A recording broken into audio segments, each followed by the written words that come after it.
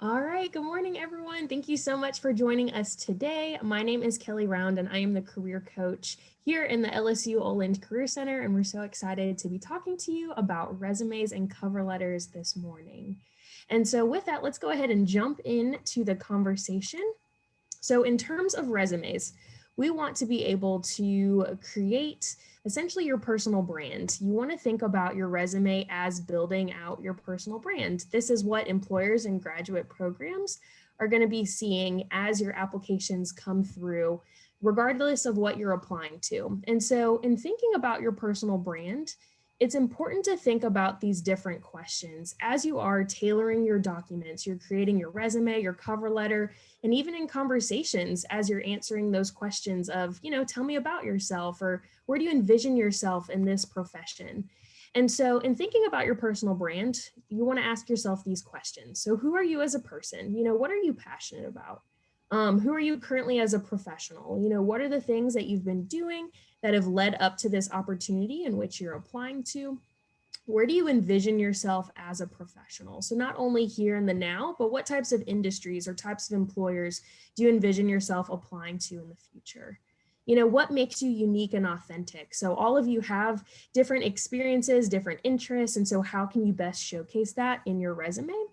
And then finally, think about your values, your passions, skills, and expertise, and make sure all of those things are represented in your resume as well. And before you even start really refining and developing your resume, you always want to tailor your documents. And so you always want to keep the reader in mind and think about who's going to be reading this resume. And so ultimately, regardless of industry, regardless of what position you're applying to, you want your document to be clear, concise, and consistent. As far as, the look of the resume and, the text or the font or how you lay it out, those things can be interchangeable, but ultimately you want to make sure that it's clear, concise, and consistent from start to finish. Also, you want to stress your results and accomplishments. So in thinking about, what are the things that you've done inside and outside of the classroom, and how can I really showcase those things through my bullet point statements or through key categories or places on your resume itself.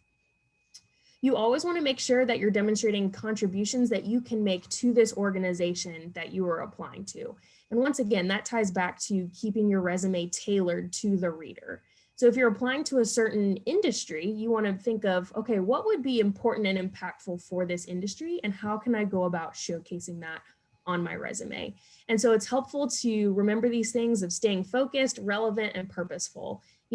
Employers understand that your resume is not a whole exhaustive history of the things you've participated in, but it's a snapshot of the most relevant things that you want to showcase in terms of this opportunity that you are applying to.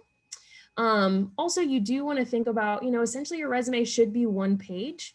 And that's a common factor for our undergraduate students. Now, if you're a master's or PhD student, you do have some variety in terms of page length, but once again, think of what is common for the industry that you're applying to, and then always frame your resume around the reader in this opportunity. Before you get started, you do want to think about these important NACE career competencies. So NACE is the National Association of Colleges and Employers, and they surveyed thousands of employers asking, what are the top skills you're looking for in any candidate, any potential hire to join your organization? And so regardless of industry and employer, all of these same skills were coming up in those responses. And so I wanted to highlight these because these are the skills that should be represented in some sort of fashion on your resume and in your cover letter. So for example, employers want to see that you have critical thinking skills and problem solving, that you're able to effectively communicate. You've been in situations where you've worked in teams or have collaborated on projects, for example. You might have some working knowledge in specific technologies that are relevant to that industry you're applying to. Where have you been a leader, shown professionalism, your career management of how you envision yourself moving forward in the industry, and then global fluency as well. So your ability to work with all different types of people and different backgrounds. And so these are important skills to think about as you're framing your bullet point statement specifically, because they want to see tangible examples of how you've gained these skills. All right, so in terms of starting your resume, we recommend starting from a blank Word document. So there's absolutely tons of resume templates out there, whether you find those online or even in Word itself. And templates aren't bad, but they can be very limiting in how you lay out your information on the page. Because traditionally, you do want to keep it to one page. So you want to make sure that you're really maximizing your space well and you're utilizing it to its fullest potential. And so this is an example that we've created in our office that was just created from a blank Word document. And we do have examples of this on our website itself. And we have examples like this that you can download directly on your computer if you like the look of this and would like to input your own information or do a similar format. And so with this resume, you do want to keep it, like I said, to one page. If you find that it's difficult keeping it to one page, there's ways of fixing that. So you can adjust your margins to 1 inch as the generic standard format. Or if you need a little bit more space, you can actually make your margins a little smaller at the 0.5 inch mark. In terms of font size, our recommendation is 11 point or 12 point font, but really you can go bigger in terms of your name and your contact information. So for example, Michelle T. Tiger, that's a font that would be between the range of 16 or 20 point. So that's okay because that's, alerting them of this is who is applying, here's my contact information, but the bulk of your resume should not be larger than 12 point and definitely not smaller than 11 point because it can be difficult to read it if it gets below those numbers. In terms of color text, images, photos, all of those things should be removed from your resume. You want to think about, could this resume potentially be printed out? And what if it's not printed in color? Then it might be really difficult to read if you have dark colors on your resume.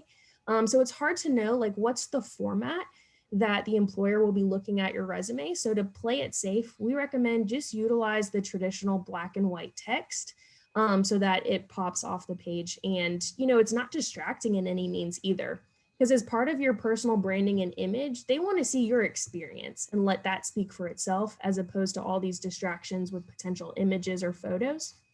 Now, I will say if you are in the design industry or some sort of design related field, then you do have flexibility, absolutely, to go ahead and use your resume, your portfolio as a way to showcase your expertise in that area. But for most industries, you do want to keep it this traditional format. And so these are just kind of like the main big pieces that you want to think about in terms of your resume. But now we're going to go ahead and break it down into each of these sections and what you can think about as you're building out your own resume. So first, the top of your page is known as the header. So information that you should include, absolutely your first and last name. We recommend that you do not capitalize your name. And the reason behind that is some resume softwares that companies utilize, it does not pick up your name if it's in all capital letters. And so we actually recommend that you just keep the traditional where you only capitalize the first letter of each word. And then in terms of your contact information, the two pieces that are imperative would be your phone number and your email address. And so with your email address, you want to have something that's professional. And your LSU email address is absolutely professional. So it's okay to go ahead and leave that on. Or if you have a professional email address, such as a Gmail account, go ahead and include that too. But ultimately, you just need to have one email address. If you are going to be graduating soon, keep in mind that your LSU email address is only active for a certain amount of time post-graduation. And so we recommend transitioning to that personal Gmail address, for example, if you are getting ready to graduate. Ultimately, you want to pick an email that you're going to be checking regularly so that you're not missing out on any opportunities such as an interview or a follow-up from a company where you've submitted an application. As far as your physical location, you have the option of including your actual home address if you choose to do so. But we know some people don't like passing around their personal home address. And so if you still want to showcase what city you currently reside in, then you could absolutely just include the city and state. But it's also not a requirement either. So if you just want to have, your name, your phone number, and your email address, those are the pieces that are most important in terms of your header. Also, you could include a URL to your LinkedIn page if you wanted to have that in your header, or potentially a website for your portfolio or some sort of space where you're showcasing your professional projects or things that you've been working on, depending upon the industry that you're in. And so that's a nice way too to direct the employer if they wanted to see more of your work, your projects, or even just a greater listing of all of the things that you've been a part of throughout time. The next section that you want to highlight on your resume is the education section. So if you've looked at resumes online, you may see that the first section people will include is an objective or a summary section. And we actually recommend removing that, especially for our undergraduate students or new professionals. A lot of times that objective summary section can seem redundant. If you're including a cover letter, that's essentially your chance to talk about why you're applying to this position. So since we want to keep our resume to one page, this is a great way to save space and remove that objective and summary section altogether. Now, I will mention objectives and summary sections can work to your advantage if maybe in the future you're doing a career switch or maybe an industry switch, or maybe you've been in a certain industry for so many years that you want to give a quick snapshot of your personal branding statement or what that means is as a applicant within this industry. But at this time, the majority of our students here at LSU, we recommend just removing that objective summary section altogether. So with that, truly your first section should be your education section. You want to think about your resume in reverse chronological order. And so that means what are you doing currently and then going back in time. So currently, all of you are students at LSU. And so this is your opportunity to highlight the degree that you're working towards and other education specific information. And so first you want to list Louisiana State University, just like this. And then in parentheses, you can put LSU afterwards so that later on in your document for other involvement and activities at LSU, you can refer to it just as LSU. Make sure you include the city and state. And then finally, you'll want to include your anticipated graduation date. So if you're graduating in May 2021, you'll go ahead and include that. You don't need to include the words anticipated graduation or expected graduation. Instead, you can go ahead and just list the month and the year, and it'll be assumed by the employer that that is when you are graduating. And if that were to change, if you were to graduate early or later, obviously you can update that at any time, but you really just need to have the month and the year that you are going to graduate. And then in terms of your degree, you want to be formal and include the full title. So if you're receiving a Bachelor of Science or a Bachelor of Arts, for example, make sure you include that and then the formal degree title that you are working towards. Now, if you have any concentrations, any minors, make sure you include that information up here at the top. Other things that you could include in this section would be related coursework. So this is your opportunity to showcase to the employer if there's a couple key classes that maybe are out of the ordinary, but directly related to that field that you are applying to. So you want to be careful with this section that you're not just listing all the classes that you're taking because it's assumed with your major, but instead highlight and focus on maybe something that would be really marketable or specific and strategic to the employer. If you decide to include related coursework, also make sure you're including the course name and not the course number. So if you were to put CMST 2020, employers won't know what that stands for. So make sure that you go ahead and include that information so that they know exactly what it is you are applying to. In terms of GPA, for most industries, you have the flexibility of whether or not you would like to include that information on your resume. I will mention for engineering specifically, it is required to include the GPA, but for most industries, it is not. And so generally our frame of reference is if you have a 3.0 or higher to go ahead and include it. Now, sometimes students have a higher major GPA. So let's say your major is sport administration. And in those specific classes, you have a 3.7. So if you want to say major GPA, you can do that and include the colon and 3.7, as opposed to listing the whole cumulative GPA, let's say, where it's maybe a 3.5. So do know that you have flexibility if you want to highlight and showcase the specific major GPA versus the cumulative. Um, Other things to consider with the education section, you do not need to include any high school information. Even if this is your first year or even your first semester at LSU, employers want to see where you are currently in your undergraduate studies. So include the college and institution. I know some students have, dual enrollment credits where maybe you've taken some classes from other institutions or colleges. If you did not receive a formal degree from that place, you do not need to include it in your education section.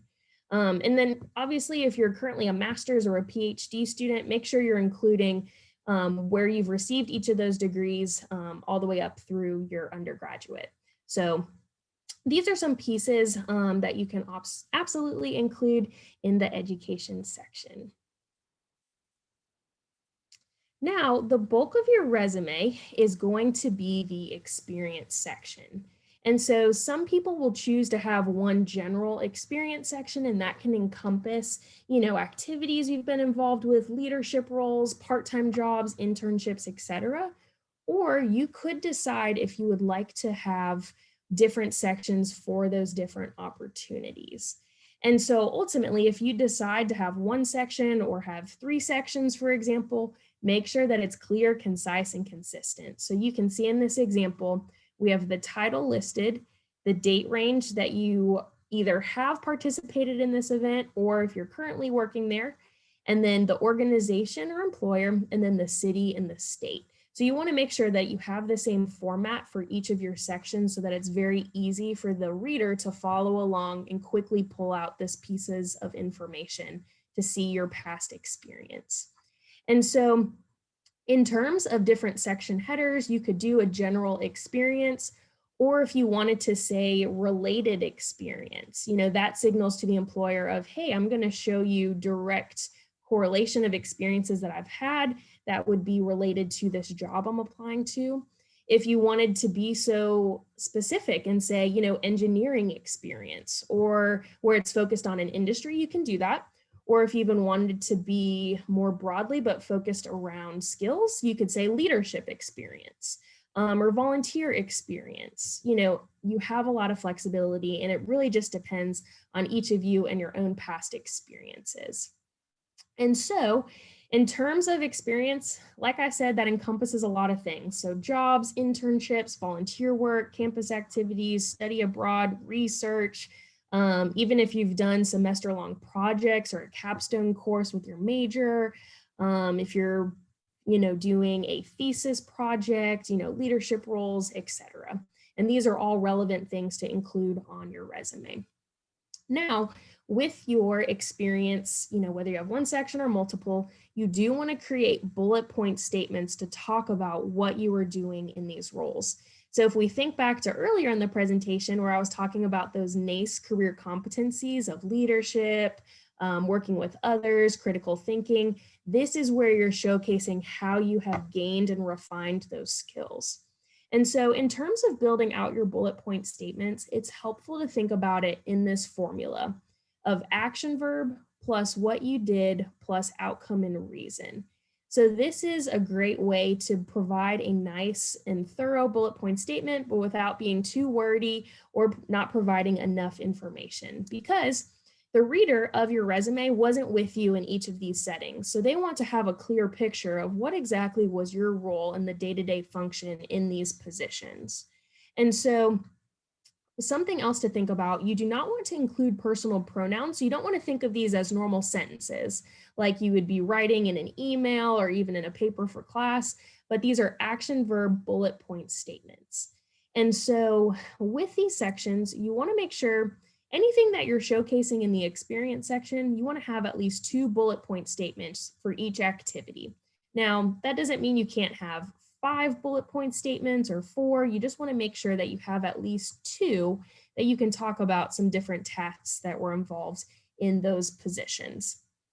Now, in terms of organizing your sections, you do want to make sure that you're organizing them in reverse chronological order. So something that you're doing present or most recent, and then going back in time with your work history and involvement history. And so here are some examples of how to build out those statements. So as you can see, we have explain personnel policies, benefits, and procedures to more than 50 employees at a new staff orientation. So in terms of following this formula, you have your action verb of explain, and then the specifics of what you did. So you're talking about the policies, benefits, and procedures, and then what's the outcome and reason for this? Well, you were sharing this with 50 employees at a new staff orientation. So you can see those three specific pieces, and that's going to build out some really nice bullet point statements for you in your document. And so with that, I wanted to provide a specific example in terms of student employment. So as you're thinking about your different roles here on campus, how can we go about sharing what exactly you do day to day? So once again, always utilize the formula of action verb plus specifics about what you did, and then the outcome and reason. But then as you're thinking about your student employment experience, or honestly, any activity you've been involved with, ask yourself these types of questions to think about, okay, what exactly are you doing in this role? So what are my day-to-day tasks? So as you're reflecting upon your experience, let's say you were walking into work, this morning. What are the things that you're doing? Do you have ongoing projects? Do you have certain tasks that you need to do? Are there administrative pieces that you need to complete? So really think about, from start to finish, typically, what are you doing in the office? Think about how are you collaborating with others within the office? So do you work in a team? Do you get to collaborate with supervisors? Who are the other people and constituents that you're working with, so that you can showcase your ability to work with others? Are there any specific technologies or softwares or programs that you're utilizing that you can showcase? Are there certain programs you're becoming proficient with, or something specific to that type of work? That's a great thing to showcase. Even if you're applying to an employer that maybe doesn't utilize that software, it still shows your ability to work with software technology and be proficient in it. Think about, how do you utilize customer service skills? Are you working at a front desk where you're actually, using customer service a lot, where you're directing people and phone calls, and thinking about how to work with others? Or could it be more of customer service, project-based or outside constituents? Thinking about, what types of projects are you working on? So it goes back to that day-to-day. And then have you taken on any leadership roles within the office? So maybe this is your second year within your student employment opportunity. And so you've gotten to help train incoming fellow students, or kind of taken on more of a leadership role. So these are just some great questions to help you think about, what are you doing on a daily basis? What are the things that you're doing each and every day? Because it can be hard to remember all the great stuff that you are doing. We sort of go through the motions, and we lose sight of, okay, what exactly am I doing? So I think these questions will help frame your experiences so that you can market that and showcase it on your resume itself. Now, some other areas and sections to include would be some of these areas. So if you have a skills section, you want to make sure that you're only highlighting hard skills. So hard skills would be anything that is software related, technology that you're proficient in, certifications that you have acquired, additional languages that you know. And so those are the types of skills that you can go ahead and just list out in your resume. Now, in terms of soft skills, such as leadership, communication, problem solving, those are wonderful skills. But again, that's the purpose of the bullet point statements, of showing how you gained those skills. So you wouldn't want to have a skills section and list out any soft skills, but only focus on what types of hard skills you have that you could showcase to that employer or graduate school, for example. Other great areas to include are honors, awards, and scholarships, activities that you've been involved with, volunteer work, presentations and conferences. Once again, these are sections that are going to vary from person to person, and it truly just depends on the applicant themselves of which of these areas you've been involved with. For our first year students, it's okay to include high school information, in terms of your honors and awards, your activities, volunteer work, etc. But as a nice frame of reference, as you transition into your second year at LSU, that's really when your high school information should completely fall off the page, or only have a little bit still located on your resume. So for our second year students and above, really focus on what are the things that you've been involved with in college specifically, or at other institutions if you transferred, or if you're obtaining your master's, PhD, etc. And so this is a way to combine all of these sections into one section. It's a great way to save space if you're really tight with the rest of the document, or if you have some space to play with, you could actually break these out into their own separate sections. Ultimately, you want to have one full page of resume, and so there's ways about maximizing that space. All right, so with that, I do want to transition over to cover letters. And so that is another key piece in terms of applying to different jobs. Most jobs are going to ask for a resume and a cover letter. And so this is your opportunity to really bring a couple of those key experiences on your resume and provide more language and wording in the cover letter itself. And so with cover letters, it's important to think that every time you apply for a position, you need to write a new cover letter. And then if the job description changes, the reasons you are the best candidate also changes. So it's important to think that you do need to change and tailor your cover letter each time. Now, that doesn't mean you're completely rewriting from the beginning each and every job you're applying to, but you do want to make sure that you're always looking at the job description and the skills and qualities that they're looking for in their candidates, so that you can replicate that language in your resume, but also in the cover letter specifically. And so the reason for a cover letter, it's ultimately like a business letter where you're directly connecting yourself and all the skills and experiences that you have back to the position that you're applying to. And so in terms of thinking and building out your cover letter, there are three key sections. So one, why am I applying for this job? Two, why do I think I'm qualified? And three, the conclusion and final remarks. So those are the three main sections, and we'll get into more specifics of how to go about really showcasing this. So a couple more reasons of why we even need to write a cover letter. So it does serve as a writing sample. So as we remember in talking about those NACE career competencies, employers want to see your ability to communicate effectively, whether that's through written communication or oral communication. So you do want to think about this cover letter as a professional writing piece where you're utilizing full sentences, paragraph structure, etc. This is your opportunity to talk about why you like a specific job with a particular company. So how you came across the position, why you're applying to this opportunity. You can talk about personal characteristics that aren't always apparent on the resume. So with your resume, employers are seeing, the things that you're doing, but they're not necessarily getting the why behind those things. Like, why were you pursuing those things? Why are you passionate about this field or this industry? And so this is your chance to really bring some of those experiences to life, and it allows them to see your personal brand of who you are and who you are as a professional, what you value, what you're passionate about. Also, the cover letter typically is looked at first before your resume. So it engages the reader and it makes them want to look at your resume. And then also, the cover letter is actually a great opportunity for you to control how you are a direct match for the position. So you may feel like, I don't know if the employer is going to necessarily see the direct correlation of my experiences with the job I'm applying to. Well, with this cover letter opportunity, you can control that narrative and showcase how your positions have provided a direct correlation. Once again, thinking about those NACE career competencies and different skills that you can highlight, that you have wonderful transferable experience that can be applied for those different things. So general tips in terms of the cover letter itself.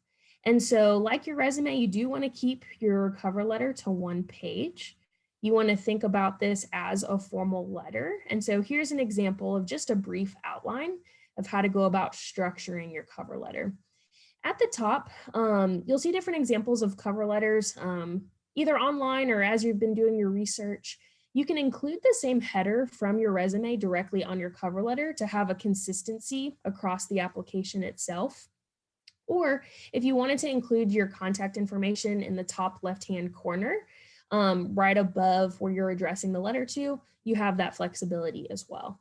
And so with your letter, you do always want to address it to the employer. So finding out who is the hiring manager. a lot of times they will indicate who is the specific name of the person that is hiring. And so if you're able to find that information, go ahead and include it. And make sure you're including their full formal title. So for example, Mr. first and last name or Ms. first and last name. Include their position, the name of the company and organization you're applying to, the street address, and then city and state. If they don't supply all of this information directly on the job posting itself, then you can go ahead and look them up online, look at their website, and they'll be able to provide that specific information if you're unable to find it at that time. And you will want to address your letter to that hiring manager. So once again, always keeping it formal and saying, dear Mr. or Ms., and then last name. If you're unable to find the hiring manager name, then obviously you can't include those pieces of that specific name. And so we recommend don't say to whom it may concern.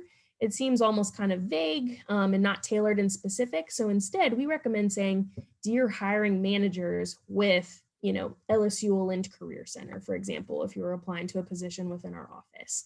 So include the specific name. And once again, it just shows that it's more tailored, specific, and focused. Now, in terms of these 3 sections, this first section is why am I writing? So this is your chance to identify the position that you're applying to and kind of the interest area you're inquiring about. Identify potentially how you heard of the opening or organization, research the company and discuss why you're interested in working for this organization. And so you want to be very clear of what the specific role is and which company you're applying to. Because once again, it shows your attention to detail. You've made this letter very specific and strategic.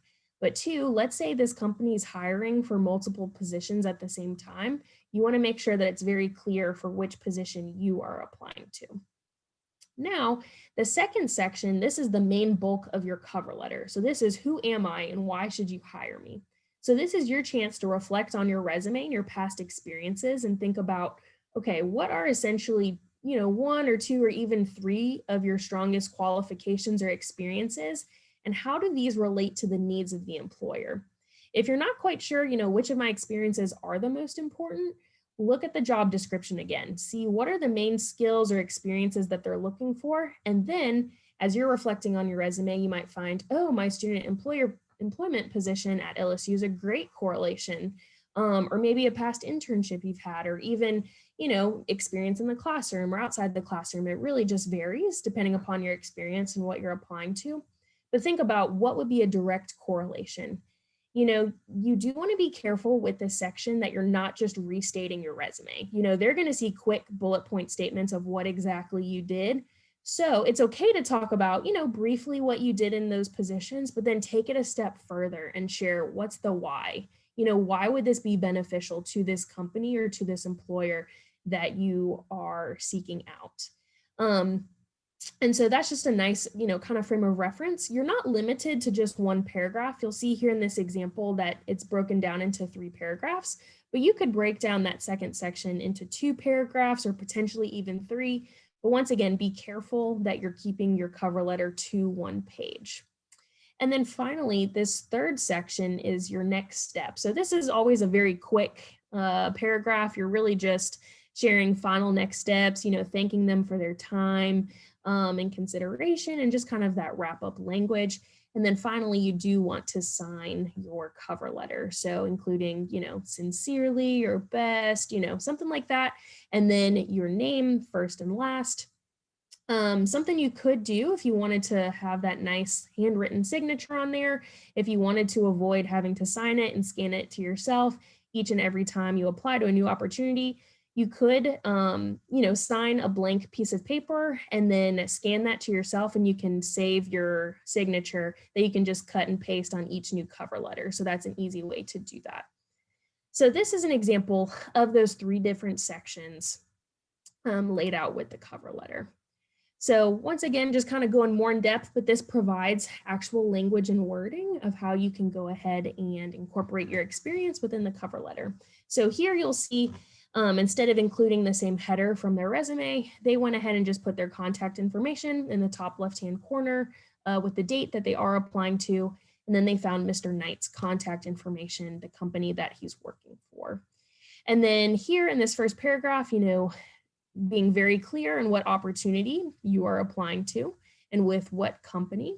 Mentioning, as a current, junior at Louisiana State University majoring in finance, for example. So, starting to introduce yourself, why you're interested in this position, and just kind of like a brief snapshot of why you think your experience would be beneficial to them as the employer.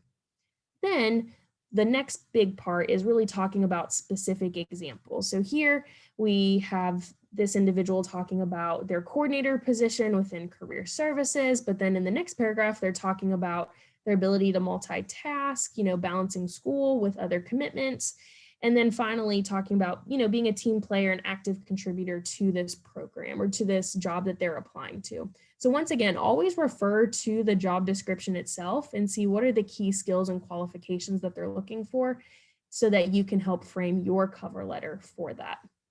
So I know I mentioned with the resume that you can be flexible with the margins of, 0.5 or 1 inch, but really with your cover letter, we recommend make sure you keep those 1 inch margins. I know that can be a little challenging in potentially losing some space, but for the cover letter, you do want to emulate a normal letter. And so it's best to leave that at the 1 inch margins. All right, so with that, I'm going to stop recording and we will get into our specific questions.